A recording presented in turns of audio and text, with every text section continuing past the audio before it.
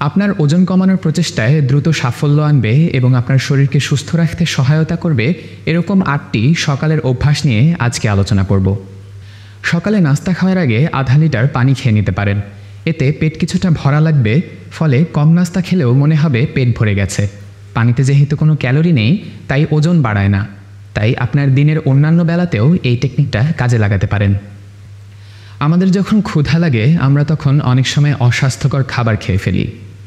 এই ধরুন সিঙ্গারা, পুরি, জিলাপি বা একটা কোক খেয়ে নিলাম। এগুলো যে স্বাস্থ্যকর খাবার নয় সেটা আমরা সবাই জানি, তবুও লোভ সামলানোটা কঠিন হয়ে পড়ে। এটা ঠেকানোর একটা উপায় হতে পারে আমরা যদি সকালে আমাদের দিনের নাস্তাগুলোর কথা চিন্তা করে রাখি। সেটা হতে পারে একটা বক্সে কিছু ফল কেটে সাথে রাখলাম, এক প্যাকেট বাদাম সাথে রাখলাম, কিংবা বাসায় তৈরি কোনো স্বাস্থ্যকর খাবারও হতে পারে। সকালে যখন কাজে যাচ্ছেন বা বাচ্চাকে স্কুলে দিয়ে আসছেন, দেখুন হেঁটে যাওয়া যায় কিনা। দূরত্ব বেশি হলে অল্প অল্প করে শুরু করুন। রিকশায় গেলে কিছুটা আগে নেমে 10 মিনিট হেঁটে গেলেন, গাড়িতে গেলে কিছুটা আগে পার্ক করলেন, বাসে গেলে 1-2 স্টপ আগে নেমে বাকি পথ হেঁটে গেলেন। আস্তে আস্তে হাঁটার পরিমাণটা বাড়ান। চেষ্টা করবেন দ্রুত হাঁটতে, শুধু ওজন কমানোর জন্যই না, ওজন কমানোর পর সেটা ধরে রাখার ক্ষেত্রেও এই পদক্ষেপটা অনেক বেশি কার্যকর। সকালে যদি চা কফি খাওয়ার অভ্যাস থাকে তাহলে চেষ্টা করুন সেটা চিনি ছাড়া খাওয়ার।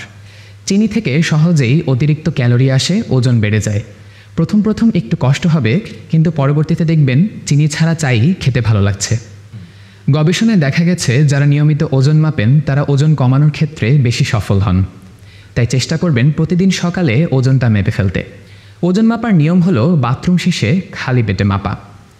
নিয়মিত ওজন মাপার ফলে আপনার মাথায় কিছু চিন্তা আসবে। যেমন ধরেন আজকে আপনি একটু বেশি হাঁটার সিদ্ধান্ত নিলেন, বা আজকে সিদ্ধান্ত নিলেন কোনো ফাস্ট ফুড খাবেন না। এই সিদ্ধান্তগুলো আপনাকে ওজন কমাতে অনেক সহায়তা করবে।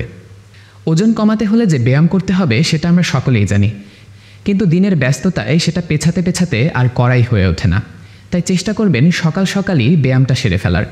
সেটা যে কোনো ধরনের ব্যায়াম হতে পারে, যেমন দৌড়ানো, দ্রুত হাঁটা, দড়ি লাফ, ভারোত্তোলন কিংবা সাইকেল চালানো।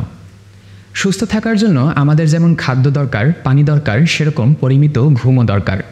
ওজন কমানোর ক্ষেত্রে ঘুমের প্রয়োজনীয়তা অনেক বেশি। ঘুম শুধুমাত্র বিশ্রামের জন্য নয়। কম ঘুম হলে ক্ষুধা বেশি লাগতে পারে, ক্লান্ত লাগতে পারে।